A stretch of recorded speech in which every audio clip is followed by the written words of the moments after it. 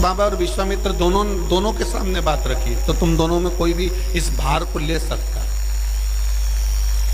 इतने में विश्वामित्र जी बोले, वशिष्ठ जी ने सत्संग करा। क्या करा?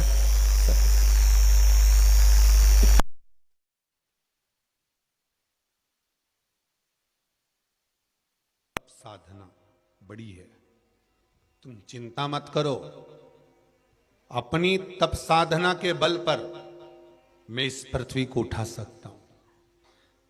ठीक है, उठा लो।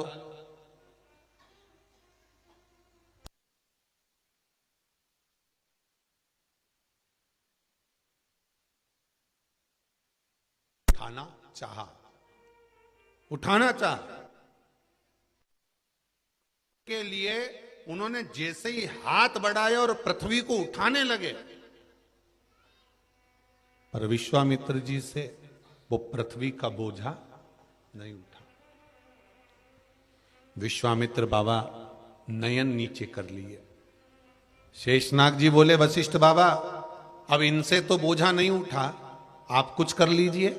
वशिष्ठ बाबा ने कहा, मैंने सत्संग में सुना है कि भजन में वो बल होता है, प्रवचन में वो बल होता है कि भगवान मिल जाता है। अगर मेरी भक्ति में बल होगा, प्रवचन में बल होगा, सत्संग में बल होगा, तो ये जरूर उठेगी। और वशिष्ठ बाबा ने जैसे ही हाथ में लिया, पृथ्वी हाथ में आ गई और शेष नारायण भगवान ने कह दिया, बस सत्संग का बल बड़ा है महाराज, सत्संग का बल बड़ा, सत्संग का बल बड़ा है।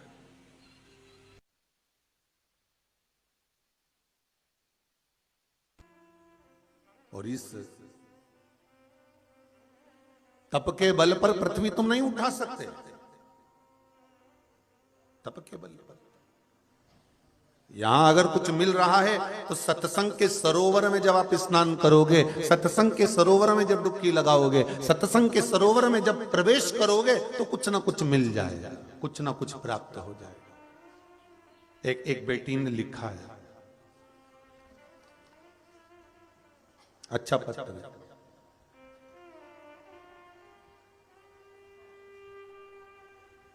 मेरा नाम आयुषी शर्मा है, मैं नरसुल्लागंज से हूं। मैं इस पत्र को लिख रही हूं, गुरुजी मेरे दादा की हार्ट सर्जरी हुई है, 8-10 साल हो गए थे, पर 1 महीने पहले उन्हें सीने में दर्द सा होने लगा। इस पत्र में उसने लिखा, सीने में दर्द सा होने लगा था, तो डॉक्टर को दिखाया, तो डॉक्टर ने उन्हें ब्लॉकेज बताया। डॉक्टर ने उन्हें ब्लॉकेज बताया था। 7 दिन बाद ऑपरेशन का बोल दिया था। उसके बाद दादाजी कुंवरेश्वर धाम पर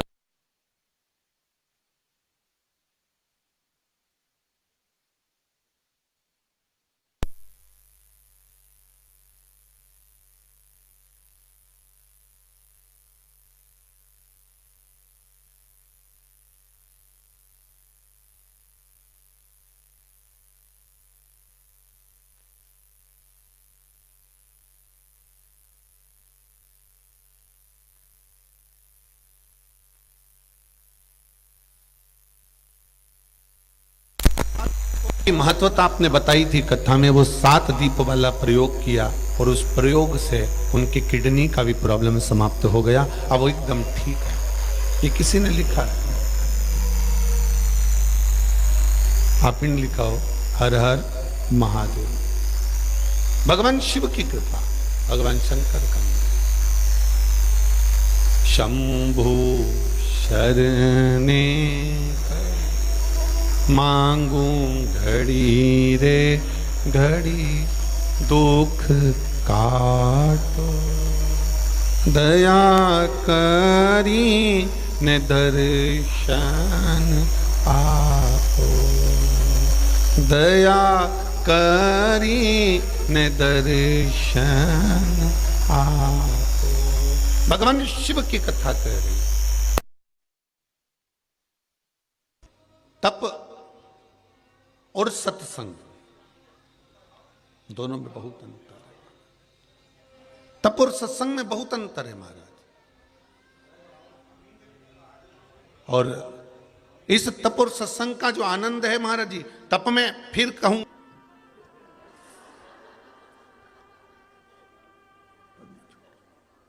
अब कैसे कह दो कि घर छोड़ दो, तुम तो मत छोड़ो रे। जितना टीवी के सामने बैठ के कथा सुन रहे हो ना, जितना मोबाइल पर सुन रहे हो, नहीं छोड़ना अपने को बिल्कुल। अपन रिसेप्शन में जाएं तो एक स्टाइल नहीं छोड़े, भले नहीं खाएं पर चक्के तो। और कहीं का तुमसे कह दे कि तुम घर छोड़ दो तो कुछ छूटे, फालतू की बात है ये तो। हाँ, भगवान ने अगर ललाट पर लिखकर भेजा है कि तुझे ये सब कुछ छोड़ देना है, तो फिर तो तुम्हें छोड़ने की जरूरत नहीं पड़ेगी, संसार खुद अपने आप तुम्हें छोड़ देगा, फिर तुम भगवान के हो। किसने कहा था जगत गुरु शंकराचार्य जी को? कौन बोला था कि आप घर छोड़ दो, कि परिवार छोड़ दो, कि कुटुंब छोड़ दो, कि नाते रिश्ते छोड़ दो? कोई नहीं बोला। कोई नहीं बोला उनको कि आप छोड़ दीजिए, पर अपने आप छूटते गया, सब छूटता गया।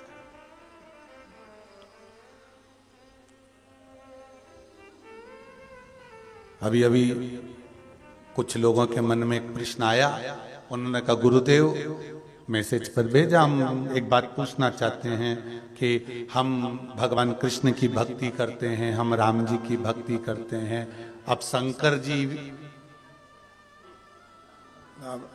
शिव जी की, अब क्या करें आप बताओ। तो हमने कहा हम ये कभी नहीं कहते कि आप राम की भक्ति ना करिए, हम ये कभी नहीं कहते कि आप शिव की भक्ति करिए या कृष्ण की। हम तो ये कहेंगे जिससे तुम्हारी लगन लगे करो। राम मेरे रघुनाथ जी, मेरे राघव जी, मेरे राम जी शंकर से दूर नहीं है, और शंकर मेरे राम से दूर नहीं है। कृष्ण शिव ही है और शिव ही कृष्ण है। आप लोगों के यहां देवी भागवत रखी है क्या? अगर किसी के यहां पर देवी भागवत हो ना, गीता प्रेस गोरखपुर की, तो एक बार उसको पढ़ना, उसमें आपको लिखा हुआ मिल जाएगा कि शंकर और पार्वती ने ही राधा और कृष्ण का रूप लिया। और अगर देवी भागवत आप नहीं पढ़ सकते तो अपने अपने मोबाइल पर भी सर्च कर कर आप देख लेना कि राधा और कृष्ण है कौन, कौन है।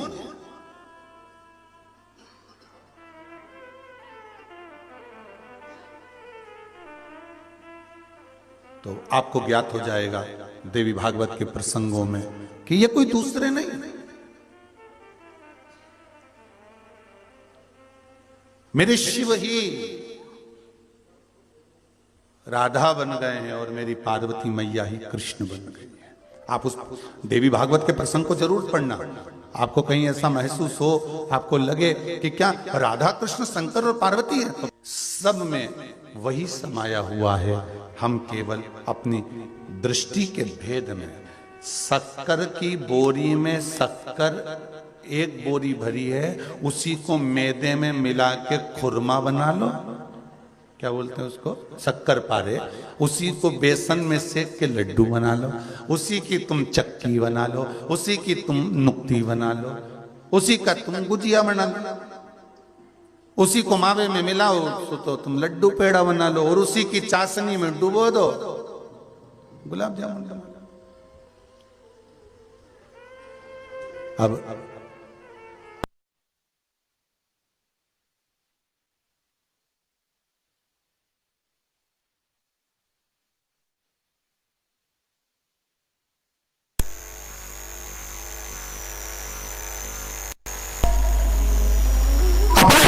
रूप बदल कर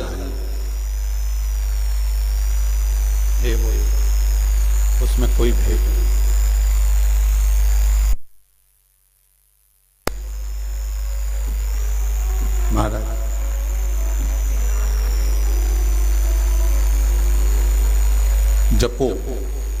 में रहकर शिव का स्मरण करो। एक लोटा पानी,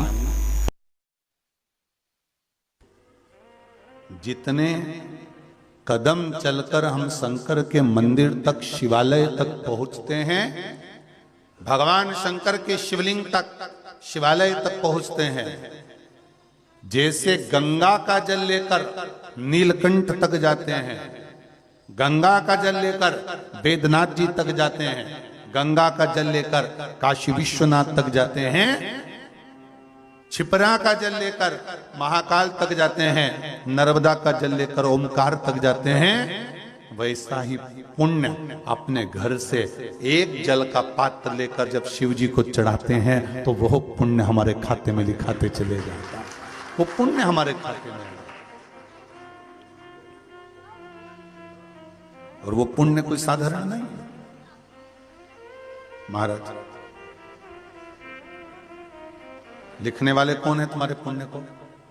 अभी वर्णन किया, कौन लिखते हैं? गणेश जी महाराज। कितना तुमने भजन करा, कितना तुमने दान करा, कितना तुमने स्मरण करा, कितना तुमने भगवत नाम का सत्संग किया, तुम्हारे सत्संग के पुण्य को अगर कोई लिखेगा तो श्री गणेश जी महाराज लिखेंगे। तुम्हारे कितना कितना देर बैठकर तुमने सत्संग करा है। हाँ, माला पकड़ के बैठे रहे और जपते रहे, माला तो फेरते रहे, अब ध्यान लगाया था 4 भुजानाथ में, लगा रिया 2 भुजानाथ में।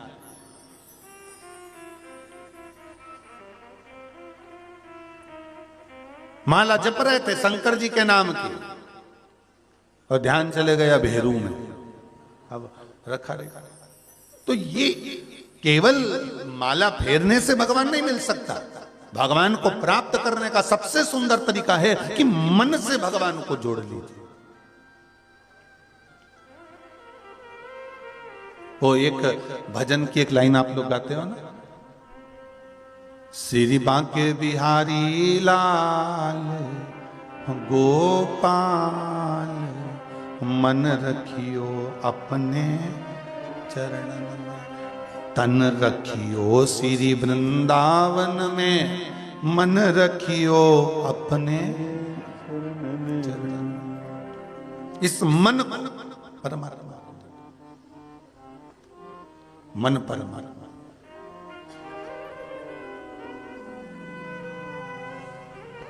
कल कथा में एक वर्णन किया था धनवंतरी कूप का। कितने घाट है उसमें?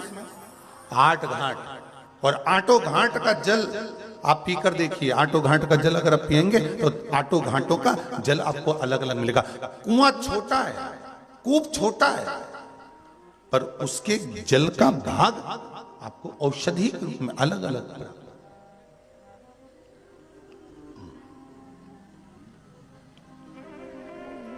मत्स्य पुराण में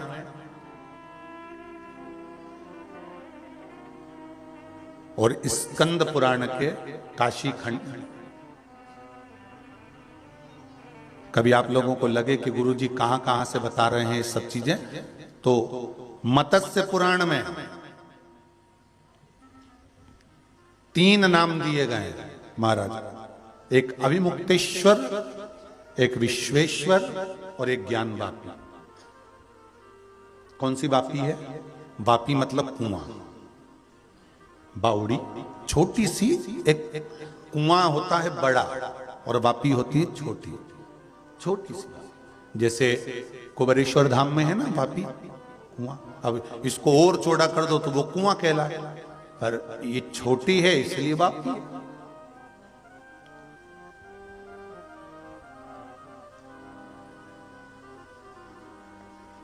महाराज, मत्स्य पुराण में 3 चीजें वर्णन करी गई। एक अभिमुक्तेश्वर, विश्वेश्वर और ज्ञान वापी का वर्णन। और अगर मत्स्य पुराण आप क्या नहीं हो तो स्कंद पुराण का काशी खंड पढ़िएगा, उसमें भी इन तीनों चीजों का वर्णन करा गया। भगवान शंकर के 2 नाम और तीसरा है ज्ञान वापी का वर्णन। और ज्ञान वापी का वर्णन अगर पढ़ना है तो स्कंद पुराण में काशी खंड में ज्ञान वापी की महत्वता का स्मरण करिए। सबसे ज्यादा अगर धन्यवाद दूंगा तो आदरणीय प्रधानमंत्री जी मोदी जी को दूंगा, ये ज्ञान वापी हमारे पास से ओझल हो गई थी। अब आप सब जानते ही हैं कि कहां चली गई थी। ये ज्ञान वापी हमारे यहां से ओझल हो गई थी। जब हम काशी विश्वनाथ का दर्शन करने जाते थे, भगवान शिव का जब दर्शन करने जाते थे, काशी विश्वनाथ का स्मरण करने जाते थे, दर्शन करने जाते थे, तो ये ज्ञान वापी हमको नहीं प्राप्त होती थी। ये ज्ञान वापी हमको दर्शन नहीं होते थे। पर ये जो काशी का जो विस्तार हुआ है, उस विस्तार में बहुत बहुत धन्यवाद देता हूं कि वो ज्ञान वापी वापिस हमारे विश्वनाथ को प्राप्त हो गई, उसका दर्शन होने लगा, वापिस प्राप्त हो गई। ज्ञान वापी का दर्शन हमें होता ही नहीं था। जो हमारे स्कंद पुराण में 3 चीजें लिखी है, विश्वेश्वर, ज्ञान वापी और अभिमुक्तेश्वर, इनका जो व्याख्यान वर्णन हमारे स्कंद पुराण में काशी खंड में करा गया है, उस काशी खंड में हमें अभिमुक्तेश्वर का दर्शन होता था, काशी विश्वनाथ का, विश्वेश्वर का दर्शन होता था। पर ज्ञान वापी हमसे दूर हो गई थी, हमारे पास नहीं आई थी। पर बहुत बहुत धन्यवाद दूंगा पीएम जी को, आदरणीय नरेंद्र मोदी जी को, जिन्होंने उस ज्ञान वापी को वापिस शंकर के पास में ला दिया है, शिव से मिला दिया है, वापिस विश्वेश्वर से, मेरे विश्वनाथ से मिला दिया। उसके लिए धन्यवाद। हमारी स्कंद पुराण कहती है, काशी खंड कहता है कि ज्ञान वापी का जल ही केवल एक वो जल होता था जिस जल से संकल्प छूटता था।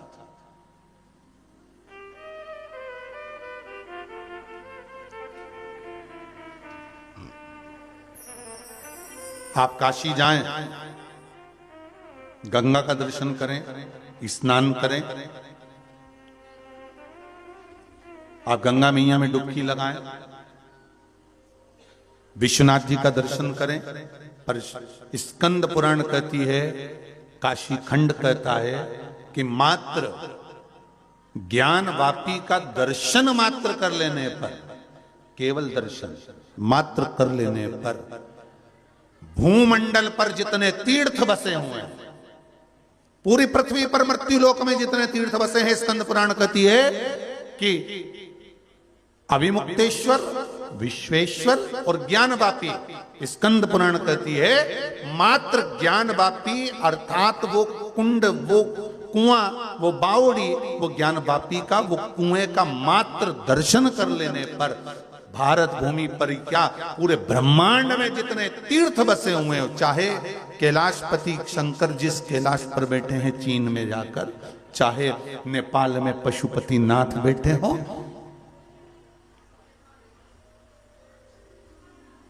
चाहे पाकिस्तान में हिंगलाज माता बैठी हो, पूरे ब्रह्मांड में जहां जहां देवी देवता विराजमान हैं, तीर्थ विराजमान हैं, महाराज काशी की वो ज्ञान वापी का मात्र दर्शन कर लेने पर सारे तीर्थों के स्नान का पुण्य फल प्राप्त हो जाता है। वो ज्ञान वापी का मात्र दर्शन कर लेने पर।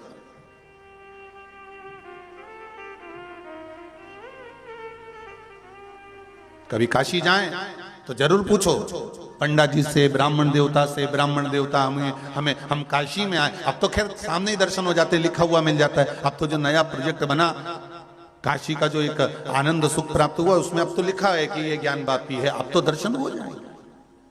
पर पूछना चाहिए, हमें धन्वंतरी का उस कूप का दर्शन करना है, आचमन करना है, हमें ज्ञान वापी का दर्शन करना है। काशी मंदिर में कहाँ है वो ज्ञान वापी, जिस वापी का वर्णन स्कंद पुराण करती है, मत्स्य पुराण करती है,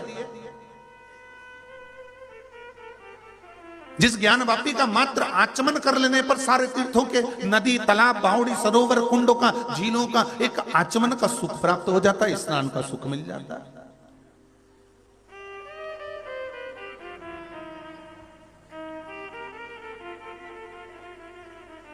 महाराज कल वर्णन करा था आपको महामृत्युंजय और दूसरे कौन से, जम के बोलो जरा, महाकाल। देखो जितने लोग आस्था पर कथा सुन रहे हैं, जितने मोबाइल पर सुन रहे हो, बड़े ध्यान से कथा सुनना महाराज जी। कल वर्णन करा था महामृत्युंजय और महाकाल, इनके मध्यस्थ में कौन सा कूप है? धन्वंतरी कूप, जिसके 8 घाट और 8 का जल अलग। आज अभिमुक्तेश्वर और विश्वेश्वर, विश्वेश्वर मतलब विश्वनाथ, और इन्हीं के उस सुंदर प्रागण्य में अगर विराजमान है तो ज्ञान वापी। ज्ञान वापी मतलब समझ जाना, कुआं छोटा, बावड़ी छोटा सा कुआं। कुएं को हमारे यहां पर जो छोटा कुआं होता है उसको लोग, कई लोग कुइया भी बोलते हैं, छोटा कुआं। उसकी जो आकृति होती है वो छोटी होती है महाराज। कितना सुंदर लिखा है स्कंद पुराण के अंदर, काशी खंड में ज्ञान वापी का वर्णन करते हुए श्री वेद व्यास जी महाराज वर्णन कर रहे हैं। तुमरुका जी चंचुला देवी से कर रहे हैं, देवादिदेव महादेव उस पावन चरित्र को श्रवण कर रहे हैं, और श्रवण कर कर मंद मंद मुस्कुरा रहे हैं। अर्धांगिनी जगजननी जगदम्बा मां आद्य शक्ति पार्वती बैठी हुई हैं, और कथा सुनते सुनते भगवान शंकर के चेहरे पर प्रसन्नता आ गई जब ज्ञान वापी का नाम आया।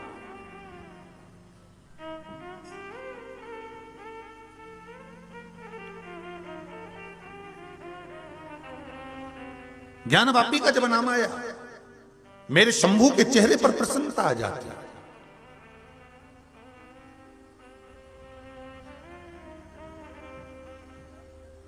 जैसे उज्जैन नगर में जाओ, महाकाल बाबा का दर्शन करा, 84 महादेव करे।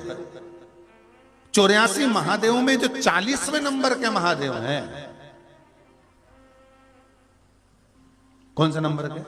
40वें नंबर। 84 महादेवों में जो 40वें नंबर के महादेव हैं, जिनका नाम है कुंडेश्वर महादेव।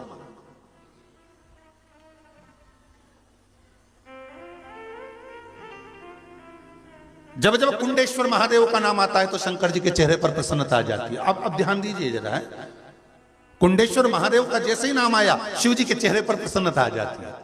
और जहां ज्ञान वापी का नाम आता है तो शिव जी के चेहरे पर प्रसन्नता आ जाती है। अब सोचिए, ये जो धर्म पत्नी होती है, ब्याह कर कर जब आती है तो पति से खोद खोद कर पूछती है धीरे धीरे, क्यों जी कॉलेज लाइफ कैसी रही, स्कूल कैसा रहा, कितने फ्रेंड थे, कितने लोग थे। अब वो जो खोद खोद के पूछ लेती है और उसको मालूम पड़ जाता है कि इनकी दोस्ती थी, ऐसा था वैसा था। और जब फिर शादी के 8-10 साल निकल जाएं और जब फिर पत्नी कुछ कहने वाली रहती है और वही फ्रेंड सर्कल में किसी एक का नाम ले देती है, तो फिर पति के चेहरे पर प्रसन्नता आ जाती है। शिव महापुराण को हमें बहुत गहराई तक लेकर नहीं चलना कि हम उसको समझ ही ना पाए। अपन तो अपने ऊपर लेकर चलो तो शिव महापुराण बड़ी जल्दी समझ में आई है। और मानसरोवर शिव पुराण है, कितना कितना सरोवरों के अंदर क्या क्या भरा पड़ा है, समुद्र के अंदर क्या क्या भरा पड़ा है, तालाब और बावड़ी में क्या क्या भरा पड़ा है, तुमको मालूम है क्या? अंदर डूबोगे तब तो निकलेगा। अब पति तो बेचारा भोला, पति भोला है, वो बहुत प्रेम से सब कुछ बता देता है। अच्छा हम तो कॉलेज पढ़ते थे, ऐसा था वैसा था, एक बार ऐसा हो गया, एक बार वैसा हो गया, और यूं हो गया। और फिर उसने सब जगदम्बा ने सुन लिया। अब वो सुन तो लिया, उस समय तो उसने मुस्कुरा मुस्कुरा के सब सुन लिया। और जब जब फिर 8 साल 4 साल 6 साल 8-10 साल बाद जब बात निकलती है, तब वो उसका नाम ले देती और एक चेहरे पे, अच्छा अवस्था बुढ़े भी हो गए ना, और वो बोल दे जगदम्बा, इनका मुंडा में दांत भी नहीं तो मुस्कुराई बच्चा चले जा, भले मुंडा में दांत नहीं हो पर वो बोली और ये मुस्कुरा के निकले। अच्छा वो भी मुस्कुरा के कह रही है, ऐसा नहीं कि उसको झगड़ा करना, वो तो मुस्कुराने के चक्कर। तो शिवजी 2 बार मुस्कुरा, 2 जगह के नाम पर मेरे शंकर मुस्कुरा जाते हैं। एक उज्जैन में जम के बोलिए, कुंडेश्वर महादेव 40वें नंबर पे, ठीक है। जब तुम 84 महादेव करो तो जरा ध्यान करना। कई लोग जाते हैं। उज्जैन के ब्राह्मणों के द्वारा एक पत्र आया था, वो पत्र हम लेकर नहीं आए। जब उज्जैन में 17 तारीख से कथा होने वाली थी जनवरी में, अब तो वो कैंसिल हो गई कोरोना महामारी के कारण। उज्जैन में जो कथा होने वाली थी, राजा महाकाल विक्रमादित्य शिव महापुराण होने वाली थी, वो कोरोना महामारी के कारण कैंसिल कर दिए उसको। तो ब्राह्मणों ने पत्र लिखकर भेजा कि गुरुदेव, पहले 84 महादेव जब होते थे तो केवल अधिक मास में होते थे। 3 साल में एक बार लोग 84 महादेव करने आते थे, पर जब से शिव महापुराण की कथा चालू हुई, 84 महादेव के मंदिर में लोगों की भीड़ लगी रहती है गुरुदेव, उसका एक आनंद है। तो ब्राह्मणों ने जो पत्र लिखा, मैं उज्जैन नगर के 84 महादेव के सारे ब्राह्मणों के चरणों को नमन करता हूं, प्रणाम करता हूं कि आपने जो पत्र भेजा वो प्राप्त हुआ, उसको पढ़ा, बड़ी प्रसन्नता हुई। अब जब देखो जब लोग 84 महादेव करने के लिए चले जाते, करो, खूब प्रेम से करो, ये मौका मिला है जी।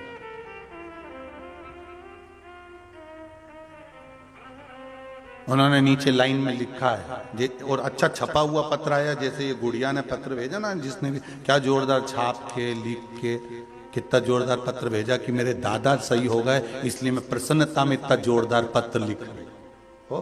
तो ऐसा ही उन्होंने भी पत्र लिख कर भेजा कि एक लाइन लिखी उन्होंने नीचे कि आप भी 84 महादेव करने पधारो। हमने कहा तो जाए, फिर कोरोना दादा तो जाए, आने को मना नहीं। जितने लोग आस्था पर कथा सुन रहे हैं, जितने लोग मोबाइल पर सुन रहे हैं, सब तैयारी में बैठे हैं, बस इधर से आवाज आई। अभी गोवर्धन जी जाने वाले थे और आधे से ज्यादा ने तो टिकट कैंसिल करा दिए थे, और जिनने कैंसिल नहीं कराया वो पहुंच भी गए। और पहुंच गए तो गोवर्धन दादा ने कहा कि जब व्यासपीठ से मना कर दिया कि मत जाओ कोरोना महामारी में, क्यों आए, तो उन्होंने भी जो धड़ाके से बरसाया, ऐसा बरसाया, ऐसा बरसाया, जो गए उन्होंने आकर सूचना दी, गुरुजी खूब गिरे, अरे दादा खूब बरसा, फिर ठंड के मैं पड़ूं, पानी के मैं गिरूं, और कोहरा के मैं हूं। अब पहुंच तो गए।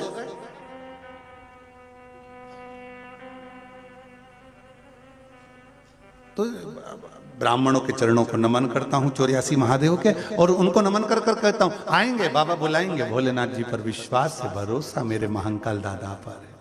मेरा कुंडेश्वर महादेव, जिसका मात्र आनंद, जिसका नाम ले और शंकर मुस्कुरा दे, तो हम भी तो जरा उसका नाम लेकर एक बार शंकर जी को मुस्कुरा दे। कुंडेश्वर। तो 2 स्थान ऐसे हैं, एक कुंडेश्वर महादेव और दूसरा है काशी में, जम के बोलो, मंदिर के अंदर ज्ञान वापी, ये कुआं ज्ञान का, ये 2 स्थान स्कंद पुराण कर रही है, जिसका नाम लेने से मात्र तीर्थों का एक आनंद प्राप्त हो जाता है।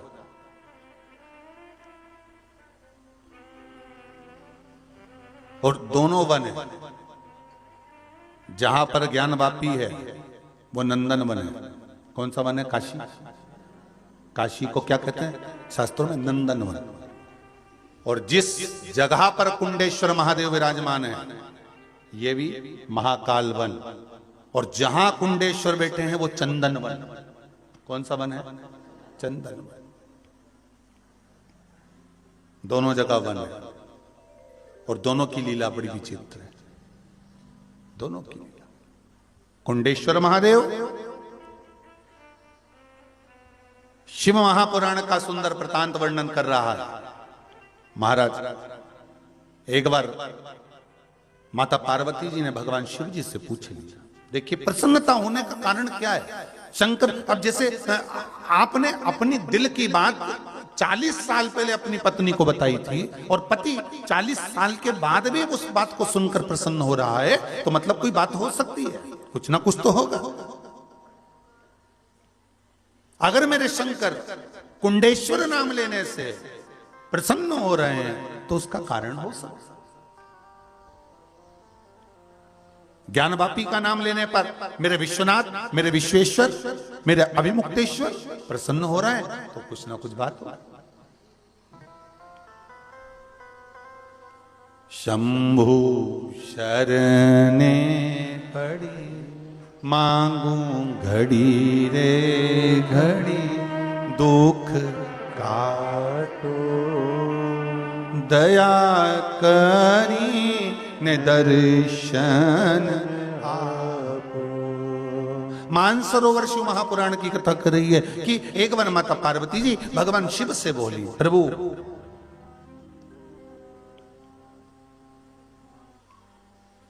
शिव जी बोले बोलो पार्वती क्या हुआ। पार्वती जी कहती है महाराज मेरे को बहुत दिन हो गए मेरा कार्तिक के नजर नहीं आ रहा, मेरा पुत्र मेरा कार्तिक के नजर नहीं आ रहा है, मुझे मेरे पुत्र का दर्शन करना है। शिव जी ने कहा पार्वती मैं मेरे गण को बुलाता हूं और उसको कहता हूं कि जाकर पता करे कि मेरा कार्तिकेय गए कहां है। शिव जी ने आवाज लगाई, नंदी को बुलाया, नंदी तुम जाओ जरा पता करो कि मेरा कार्तिकेय है कहां। नंदी जैसी जाने लगे माता पार्वती जी ने आवाज दे दी, नंदी रुको जरा। नंदी जी ने कहा क्या मां बोलिए क्या बात है। बहुत कम समय होता है जब माता पार्वती जी नंदी को आवाज लगाती हैं, बहुत बहुत ध्यान देने वाला प्रसंग है। घर का पुरुष ड्राइवर को बोले गाड़ी लगाइए, गाड़ी लेकर आइए, गाड़ी में लेकर चलिए। पर शिव महापुराण की कथा कहती है घर की माता अगर पर पुरुष को बुला रही है तो उसको बुलाने से पहले शिव महापुराण की कथा कहती है मेरे भारत की भूमि के संस्कारों को लीजिए, शंकर की कथा को लीजिए कि पार्वती जी कभी नंदी को आवाज नहीं लगाती थी पलटकर, पहले शिव जी से कहती थी कि नंदी को बुलाइए। भारत भूमि की माताओं को ये सीखना चाहिए, घर की बेटियों को जो सीखना चाहिए, घर की बहुओं को सीखना चाहिए। डायरेक्ट ड्राइवर से बात ना करते हुए पहले पति से कहो आज मुझको जाना है, आज मुझे दुकान पर आना है, आज मुझे बच्चों के स्कूल जाना है, आज मुझे ट्यूशन जाना है, आप ड्राइवर को भेज देना। फिर पति उस ड्राइवर को भेजेगा, कहकर भेजेगा घर जाओ माता जी जाने वाली हैं, दीदी जाएंगी आपकी, ऐसा करेंगे जाओ और उनको वहां लेकर जाना। क्यों? क्योंकि पति को इस चीज का भान होना चाहिए माताओं की ओर से कि आपने ड्राइवर भेजा है और मैं उनको लेकर जा रही हूं। इसको मर्यादा कहते हैं, इसको संस्कार कहते हैं। पर आज का समय बड़ा विचित्र है महाराज, बड़ा विचित्र।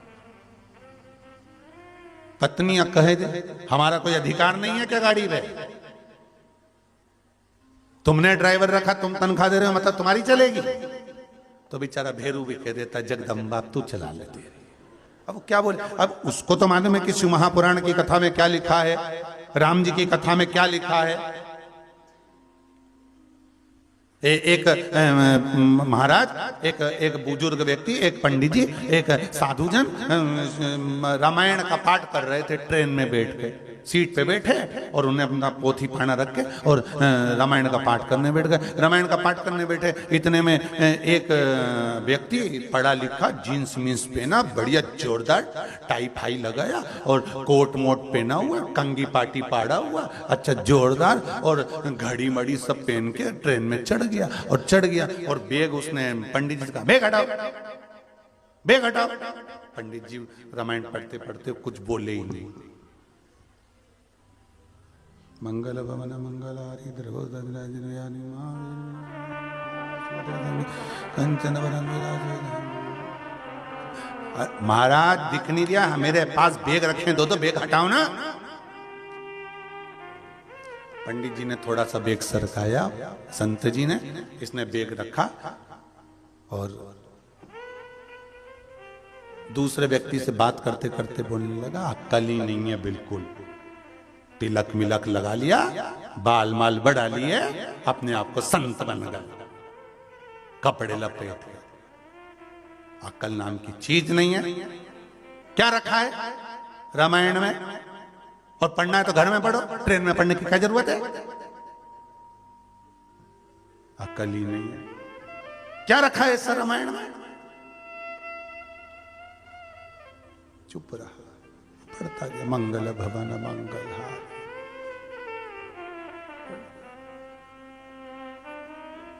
थोड़ी देर बाद इसने बैग रख के उधर गया दरवाजे के पास, देखा तो एक ही जगदम्बा ही नहीं चढ़ी ट्रेन में।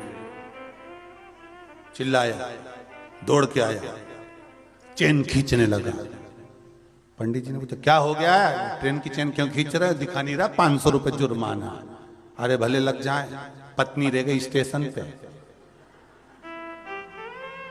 पंडित जी बोले अभी तू ही पूछ रहा था रामायण में क्या है, सही से सुन लेता या पढ़ लेता तो मालूम पड़ जाता कि राम जी महाराज जब नाव में चढ़े थे गंगा पार होने के लिए, सबसे पहले सीता जी को चढ़ाया था।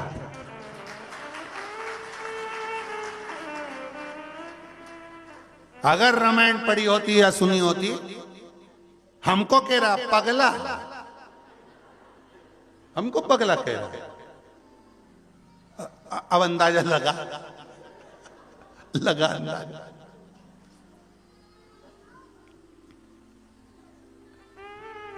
अच्छा, बड़ा विचित्र बात, कोई कह रहा था गुरुजी बड़ी बड़ी एक बात कहना चाह रहे हैं हम। हमने कहा बोलो क्या कहना चाह रहे हो आप? व्यासपीठ से बोलते हो, बात तो सत्य हो जाती है, तो पक्का है। तो हमने कहा हमने भी आजमाया है कि कहते हैं तो सत्य हो जाती है। हम भी हमेशा कहते थे हम भी पगले और कथा सुनने वाले भी पगले। और भगवान ने ऐसी सुनी कि हमारे सीहोर में दुनिया भर का सबसे बड़ा पागल खाना खुल रहा है, काम भी चालू हो गया, 1 मंजिल का बन भी गया 15-20 एकड़ में। हमने कहा क्या बन रहा है? कि पागल। हमने कहा गजब, भगवान गलत नहीं किया, बिल्कुल सत्य किया कि पागल ही गई। अब कह सकते हो कि सीहोर वाला महाराज पागल है, अब कहने में पीछे नहीं, पगलो।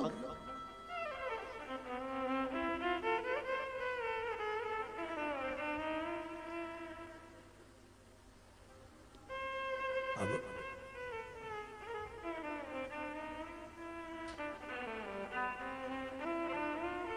अगर तुम रामायण पढ़े होते, अगर तुमने रामायण सुनी होती तो तुम्हें मालूम होता कि राम जी ने सीता को सबसे पहले नाव में चढ़ाया था, फिर मेरे राघव जी चढ़े थे।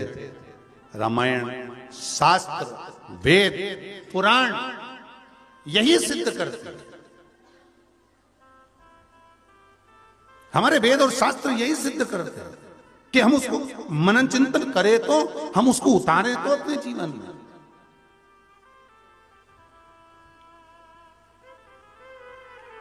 महाराज हम उतार ही नहीं रहे उसको।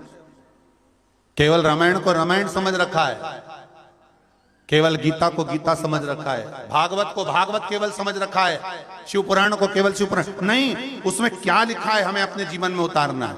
माता पार्वती जी ने कभी नंदी को आवाज नहीं लगाई, भगवान शिव बुलाते थे नंदी को और पार्वती जिस पर बैठ कर जाती थी, वो भी शंकर जी के साथ। मां जगत जननी ने नंदी को जब भगवान शिव ने भेजा कि जाओ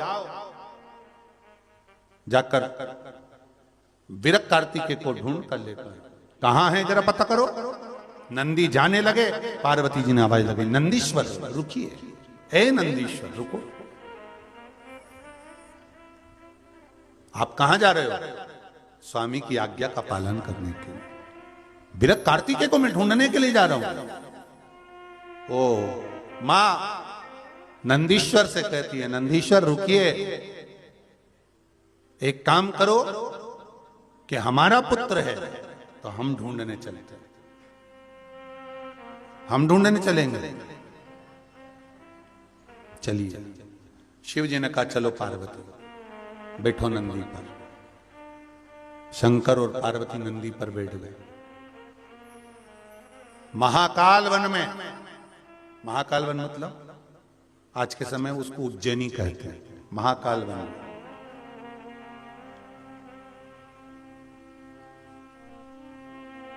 महाकाल वन में भगवान शिव पार्वती के साथ विरक्त कार्तिकेय को ढूंढ रहे हैं। ढूंढते ढूंढते चंदन वन में पहुंच गए। कौन सा वन है? चंदन। वही महाकाल वन का एक छोटा सा टुकड़ा चंदन वन कहलाता है, जहां पर सांदीपनी बाबा का आश्रम बना है, जहां पर भगवान कृष्ण विद्या अध्ययन करने के लिए पधारे। वो क्षेत्र चंदन वन के अंतर्गत है, महाकाल वन में।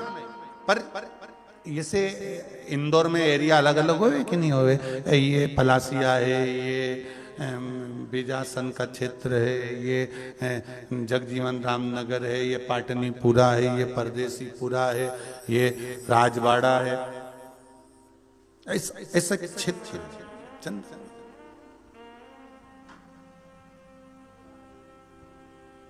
महाराज शिव उस क्षेत्र में पहुंच गए, वन में पहुंच गए।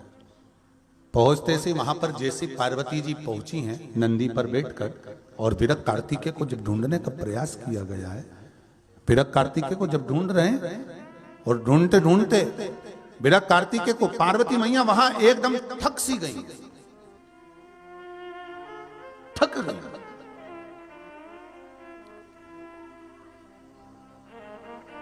शिवजी ने देखा, पार्वती तुम बहुत थक गई हो, एक काम करो, तुम यहां आराम करो, थोड़ा विश्राम करो, तुम थोड़ा सा विश्राम करिए यहां पर। पार्वती अगर तुम यहां विश्राम करती हो तो मैं ढूंढ कर आता हूं विरक्त कार्तिकेय। रोका पार्वती मैया को। अब नंदी पर शिव यहां छोड़े किसको? किसको छोड़ा जाए? भगवान शंकर ने तुरंत आवाज लगाई, कुंड नाम के गण को बुलाया शंकर, और कुंड नाम के गण को बुलाकर कहा, कुंड तुम माता के पास में रुको, मैं विरक्त कार्तिकेय को ढूंढने के लिए जा रहा हूं। वो महाकाल राजा का वन उज्जैनी मेरे शिव नंदी पर बैठकर भ्रमण करते हैं।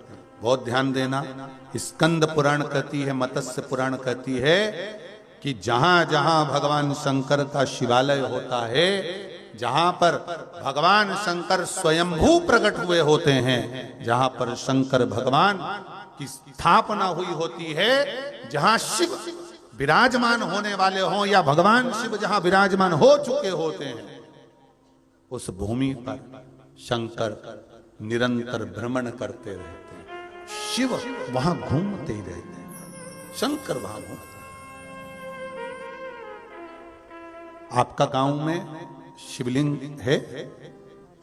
जितने लोग आस्था चैनल पर कथा सुन रहे हैं, जितने फेसबुक के ऊपर श्रवण कर रहे हैं, अपने अपने नगर में शिवलिंग देखिए, शंकर का शिवालय देखिए कि हमारे नगर में, हमारे क्षेत्र में, हमारे मोहल्ले में, हमारी कॉलोनी में, हमारे गांव में, हमारे खेड़े में कितने शिवालय बने हुए हैं, कितने शिवालय।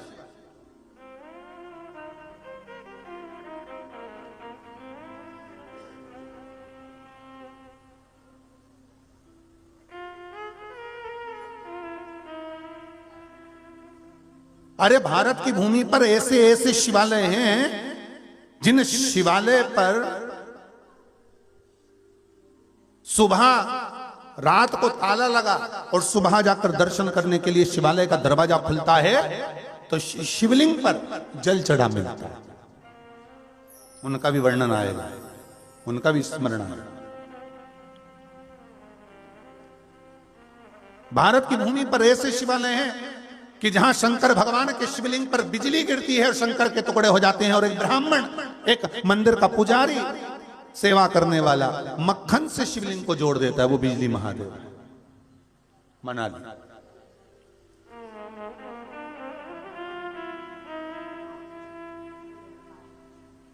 भगवान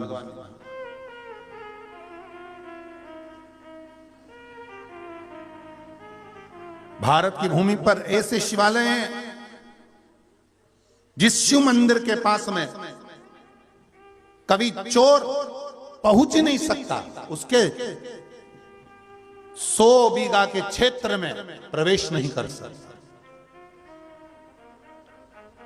ऐसे ऐसे शिवालय शंकर। और आप सोचो कि ये शिवालय केवल दूर हैं। शिव महापुराण की कथा कहती है, आप जिस मंदिर में जाकर व्रत कर रहे हो, साधना कर रहे हो, पूजन कर रहे हो, और भारत की भूमि के जितने लोग, देश और विदेश में बैठे हुए जितने लोग पशुपतिनाथ का व्रत कर रहे हैं, सोमवार की सोमवार जाकर सुबह के समय थाली ले जाकर शंकर जी की आराधना करना, शाम को उसी थाली को लेकर जाना, 6 दिए साथ में, मीठे का प्रसाद साथ में लेकर गए, 3 हिस्से करे, 5 दिए मंदिर में लगाकर पूजन कर कर वापिस आए, 1 हिस्सा प्रसाद का 1 दिया लेकर दरवाजे पर लगाया, अंदर जाकर भोजन प्रसाद ग्रहण करा। मीठा प्रसाद पाने के बाद तो जिस शिवालय में आप पशुपति व्रत कर रहे हो, वो व्रत करने वाला वो मंदिर भी कम नहीं है जहां आप जाकर 5 दिए लगा रहे हो। अगर शिव बुलाए हैं उस मंदिर, आपके नगर में इतने सारे मंदिर हैं, पर किसी एक मंदिर में आप जा रहे हो तो सोचो कि इस मंदिर में क्यों जा रहे हो? शंकर जी ने बुलाया है। आप दूसरे मंदिर में भी तो जा सकते थे। एक कॉलोनी में 4 मंदिर हैं, इस मंदिर में जा सकते हैं, उस मंदिर में, पर वही मंदिर क्यों? शंकर ने वहां आवाज लगाई है, शिव ने बुलाया है।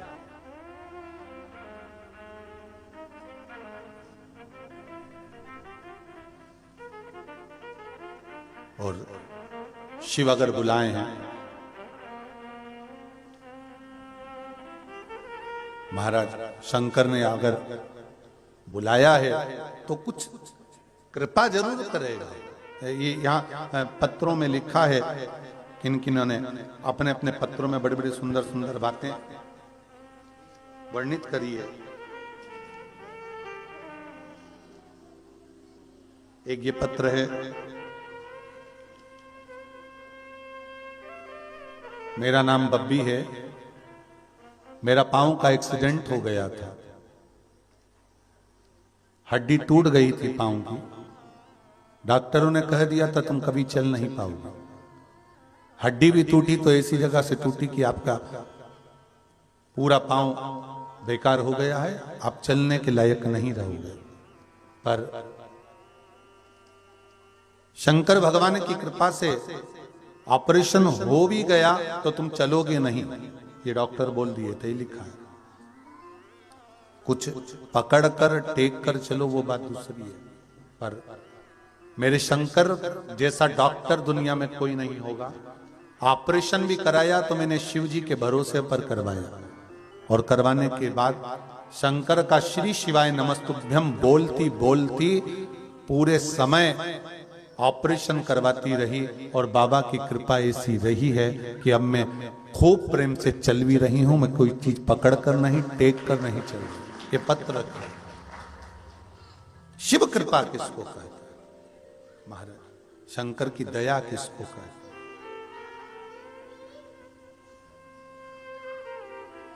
अगर शिव मंदिर में भगवान शंकर बुला रहे हैं आपको, शिवालय में आप जा रहे हैं, शंकर के मंदिर में 1 लोटा पानी चढ़ा रहे हैं, इतने शिवालय, इतने मंदिर, इतने देवालय, कितने शिवालय हैं आपके गांव में? कितने शिवालय साहब? आप देखो तो सही अपनी कॉलोनी में 4-6-8। और कितनी प्रसन्नता की बात है, मैं बहुत बहुत ज्यादा प्रसन्नता का विषय वर्णन कर रहा हूं कि पहले मंदिरों में ना जाने कौन कौन से बाबाओं को बिठाने का क्रम चलता था, आजकल मंदिरों में शंकर को बिठाने का क्रम वापिस चालू हो गया कि शिव मंदिर के अंदर आ रहा। कोई से भी भगवान का मंदिर है पर उसमें शिवालय जरूर हो, शंकर जरूर हो, शिव विराजमान। पहले लोगों ने शंकर जी को बाहर निकाल दिया था, आज शिव अंदर भी आ गया और आपके दिल में भी आ गया। इसकी प्रसन्नता होना चाहिए कि शिव आपके भीतर प्रवेश कर गया है, शंकर आपके भीतर उतर गया है। किसी भी शिवालय में जाओ, कोई शिवालय साधारण नहीं है, कहीं भी शिवालय।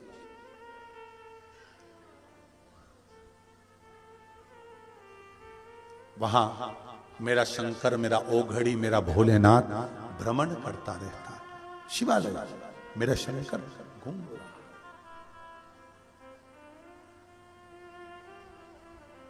भ्रमण कर रहा। हर महादेव हर।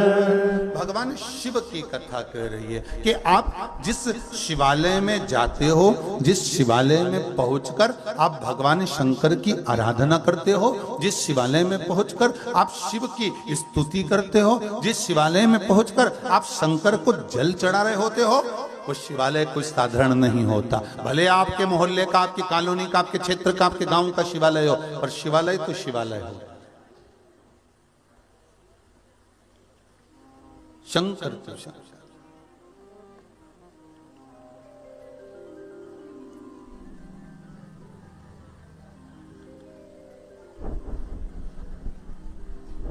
महाराज, शिव कहने से तर जाएगा। भगवान शंकर के नाम का मात्र स्मरण, स्तुति, भजन, स्मरण। अब पार्वती, तुम थक गई, तुम यहां रुक जाओ। पार्वती जी कहती हैं, प्रभु मैं अकेली यहां रुकूंगी इस वीरान वन में, इस वीरान वन में मैं रुकूंगी तो कहां श्रेष्ठता हो। शिव जी ने कहा रुक जाओ। भगवान शंकर ने नंदी को रोका, आवाज लगाई, कुंड नामक गण को बुलाया, आप आओ। कुंड ने आकर कहा, बोलिए भोलेनाथ आज्ञा दीजिए। पार्वती मैया यहां रुकी हैं, आप एक काम करो कि पार्वती जी के साथ में आप यहाँ विराजमान हो, थोड़ा रुकिए, उनकी रक्षा करना, ध्यान रखना, आप यहां पर विराजमान होइए। कुंड वहां पर रुक गया। विरक कार्तिकेय को ढूंढने के लिए शंकर भगवान निकले, 10 साल निकल गए, शिव जी ढूंढ के ही नहीं आए। कितने वर्ष? 10 वर्ष निकल। विरक कार्तिकेय नहीं, क्योंकि वो महाकाल वन में विरक कार्तिकेय जी थे, पर जैसे ही मालूम पड़ा कि माता पिता मुझे ढूंढने के लिए आए हैं, तो वो सीधे सेलम चले गए, जहां पर शिव मल्लिकार्जुन के रूप में विराजमान। सेलम विरक कार्तिकेय नहीं। अब बेटा तो मिल नहीं रहा था, ऊपर से मालूम पड़ा पति और खो गया।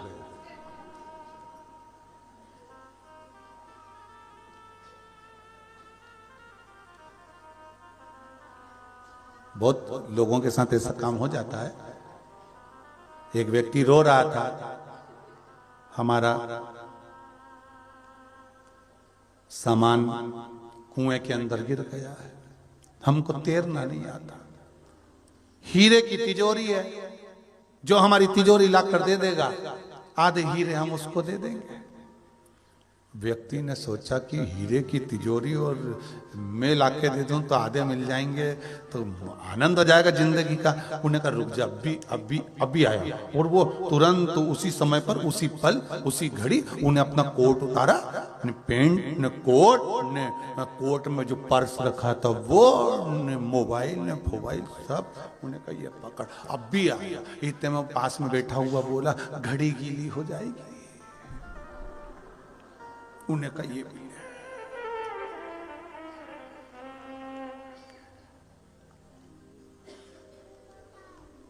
अब तुम जब चढ़ के आओगे, गले की चेन कहीं टकरा गई, टूट गई, तो अब भी आया।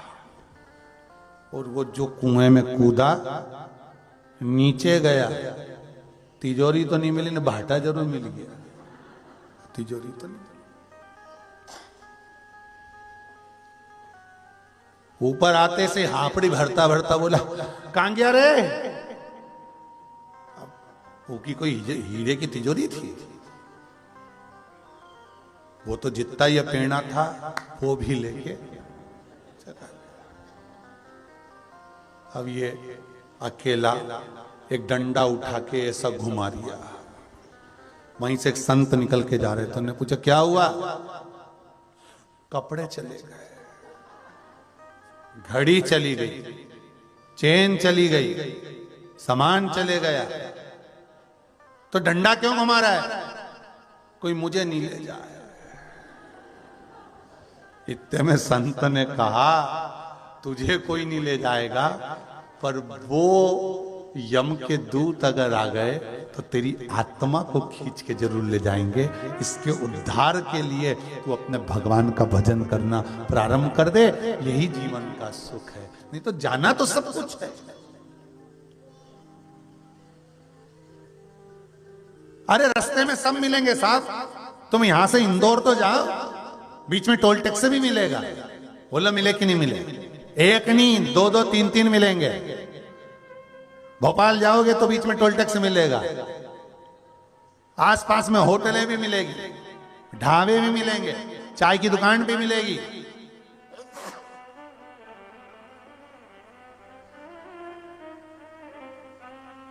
और तुम अगर अकड़ में आ गए और तुमने कहा हम तो रोड पे से कहीं नहीं जाएंगे, रोड हमारे काका जी, क्योंकि हमने गाड़ी का रोड टैक्स जमा करा, वो में लिखा रहता ना रोड टैक्स, हमने जमा करा, अब हमें कहीं का रोड पे से हटा के बता। इतने में आ गए वही, उन्होंने कहा सीटी बजाई, हट रही है कि नहीं हट रही है? उनने फिर सीटी बजाई, और तुम तो कहते हमारा काका जी की रोड, हमने टैक्स जमा करा, काहे को हटे? तो वो कहेंगे हट रहा है, फिर उन्हें सीटी बजाई, हट जा, हमारे काका जी की हमने टैक्स जमा करा। इतना में तो उन्होंने अब तुरंत फोन करा और ये गाड़ी बुलाई, वो में ई की गाड़ी भी भर ली और ई के भी भर लिया और भर के ले लुआ ले।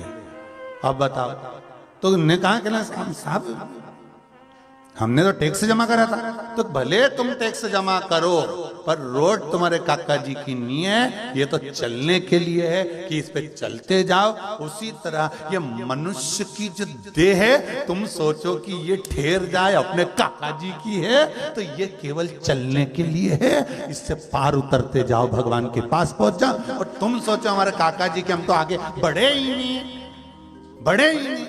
अब तुम में से कितने लोग थे जो रोड पे आगे नहीं बढ़े? बचपन था, जवानी आ गई, जवानी से अधेड़ी आ गई, अधेड़ी से बुढ़ापा आ गया। रोड पे बढ़ते चले जाओ, टैक्स जमा करते चले जाओ। टैक्स कौन सा? बचपन था, पढ़ाई कर लो, जवानी आ गई तो थोड़ा सा कमाई भोग विलास में डूब गए, अधेड़ी आ गई, बच्चों को बड़ा करने में लग गए, बुढ़ापा आ गया तो जोड़ जोड़ के रख लिया, सब टैक्स जमा करा, बाद में सब यहीं छोड़ गए और रोड वहीं पड़ी रह गई। और जो अंदर की गाड़ी थी वही, और सीटी मारने वाले ने सीटी मार दी ऊपर से, उन्हें सीटी मारी कि सीटी बंद हो गई, बस अंतर।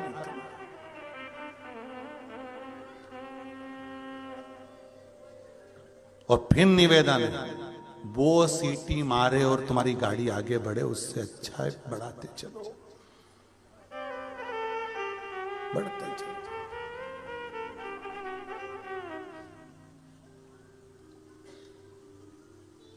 इसलिए कहा शिव नाम बोल थारो काई बिगड़े, राम नाम बोल थारो। भगवान के भजन बिना कुछ नहीं बिगड़ने वाले। जपो, स्मरण करते रहो, कीर्तन करते रहो, मंत्र जाप करते रहो। कुंड को कहा तू रुक जा, पार्वती जी ने कुंड से कहा कुंड स्वामी नहीं आए मेरे, जाओ जरा पता करो गए कहां हैं।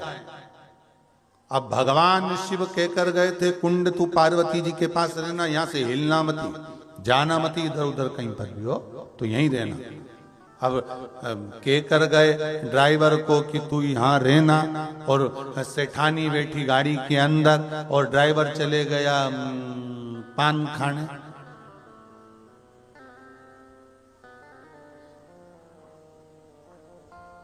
सेठ जी से, तो सेठ जी तो बोले थे कि यहीं रहना। शिव जी ने कहा कुंड, तुम पार्वती जी के पास में रहना। अब पार्वती जी के पास में कुंड बैठा। अब पार्वती जी कह जाओ कुंड, जरा स्वामी को देख कर आओ। वो मेरे पुत्र का पता लगाने गए थे, बिना कार्तिक के, उनको मिला नहीं क्या अभी तक? 10 वर्ष हो गए हुए, जाओ जरा पता करो। अब कुंड पे बैठे आराम से। अब नंदी का स्वरूप तो आप जानते हो कि उनके 2 सींग थे और मुख बेल का था। श्रृंगी को भी जानते हो, दुबरे पतरे से हड्डियों के ढांचे जैसे थे। भृंगी को भी जानते हो, भृंगी भी हड्डी के ढांचे। अब उनका मुख अलग, ये सद स्वरूप अलग। और कुंड कैसा था? तो का कुंड कैसा था? तो के 10-20 मल्लाहों को मिला दो, अच्छे पहलवानों को, और उनके शरीर को एक कर दो। और कुंड वैसा था बैठा, और कान उसके बड़े बड़े, और वो भी ऊपर से नीचे की ओर लटके। पार्वती जी को लगा कि कुंड ने सुना नहीं। मैंने कहा कि जाओ जरा पता करके आओ स्वामी कहां है। कुंड ने नहीं सुना।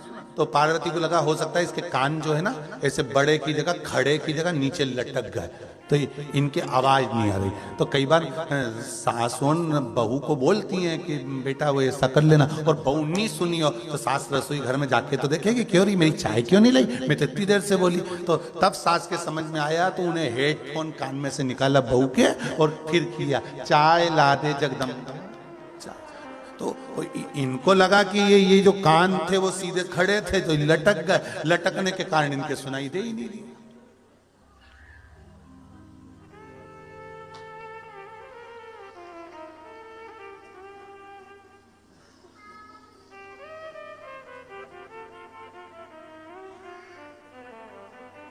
अब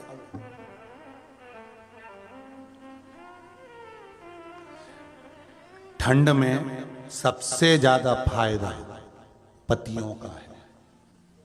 बस वो एक बात सीख जाए, ठंड में मुझे सुनाई नहीं दे रहा है, बस इतनी सी बात सीख जाए, ठंड बहुत तेज पड़ रही है और मुझे सुनाई नहीं दे रहा है। इसमें पतियों का फायदा, क्योंकि ये बोलेगी कि गुड़ लाओ, तिल्ली लाओ, न चक्की लाओ, न जाओ बाजार से ये लाओ। मेरे तो कान की आवाज चली गई ठंड के कारण। मैडम जी अब सुनाई कम दे रहा है, तू एक कप चाय बना ला, तो चाय पी के जो कप गरम लेगा तो उससे कान उसके बाद तुम्हें सुनाई दे जाएगा। हाँ,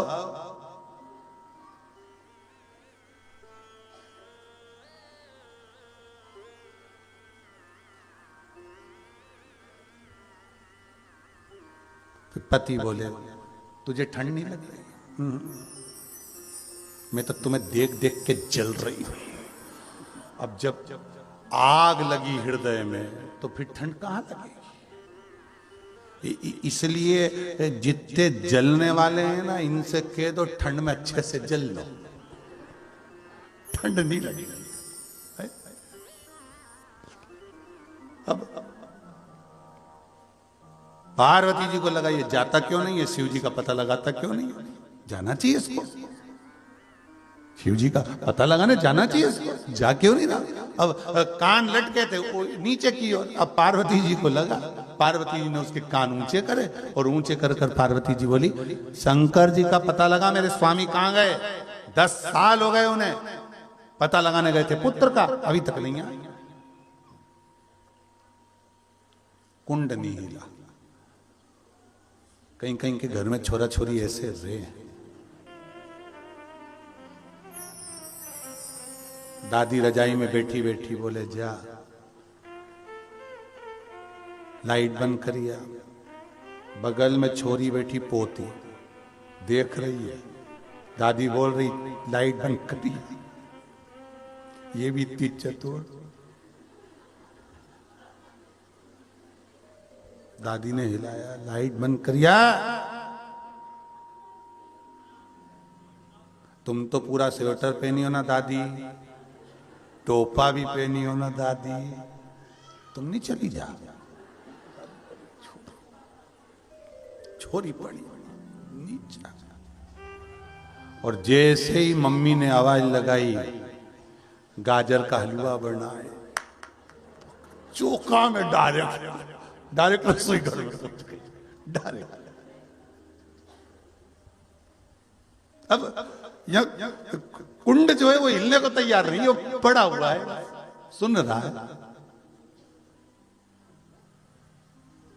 पार्वती जी ने कहा, कुंड तुमसे कह रहे हैं, तुम शिव जी का पता लगाओ, स्वामी कहां गए जरा मालूम तो करो, जाओ जरा। अब कुंड हिले ना। अब जब कुंड नहीं हिले, जा नहीं रहे हैं, एक जगह पड़े हुए हैं, बैठे हुए हैं, पर हिलने को तैयार नहीं। अब फिर जाओ, कुंड नहीं। आ गया मां पार्वती को क्रोध, और माता पार्वती जी को जब क्रोध आया, और क्रोध आते से माता पार्वती क्रोध में लाल हो गई, क्रोध में लाल।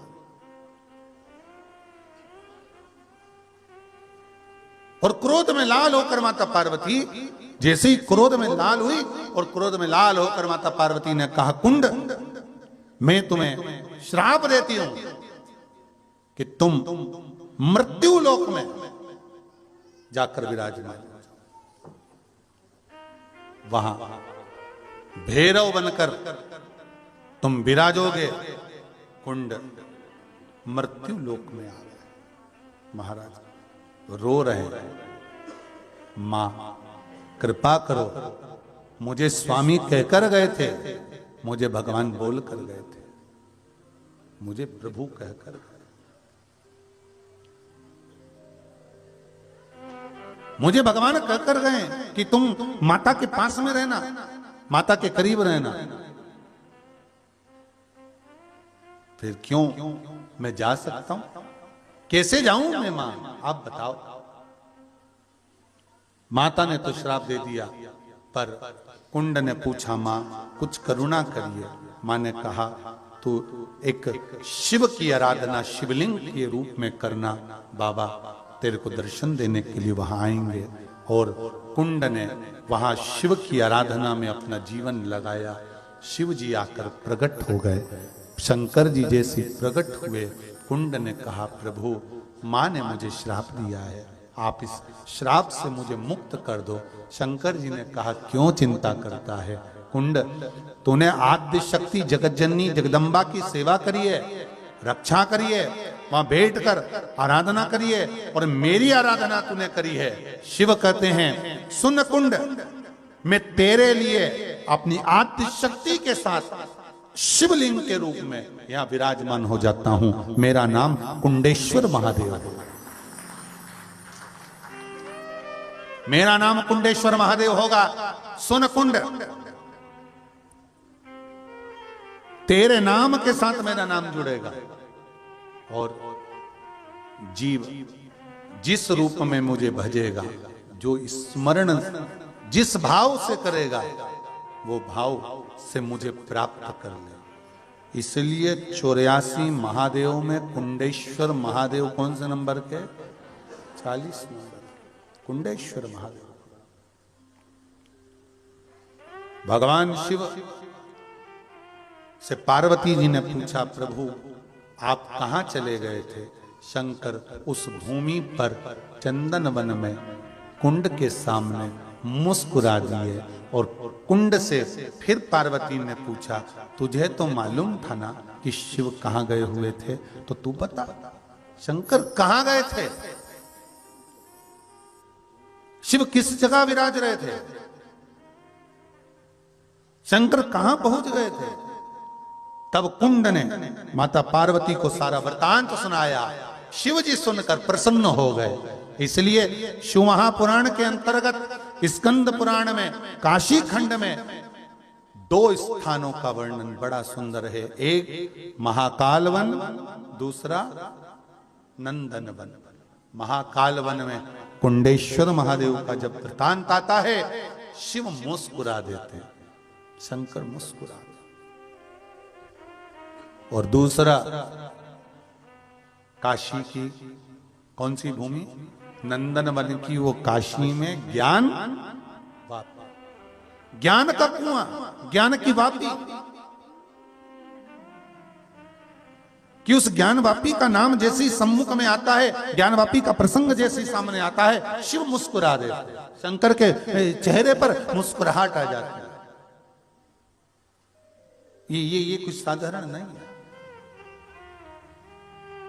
महाराज। शिव पुराण कह रही है, भगवान शिव ने ब्रह्मा जी को कहा सृष्टि खंड को आगे बढ़ाओ। ब्रह्मा जी उस सृष्टि खंड को भगवान शंकर के अर्धनारीश्वर स्वरूप का दर्शन कराकर सृष्टि खंड को आगे बढ़ाते हैं। भगवान शंकर के अर्धनारीश्वर स्वरूप का हम दर्शन करते हैं।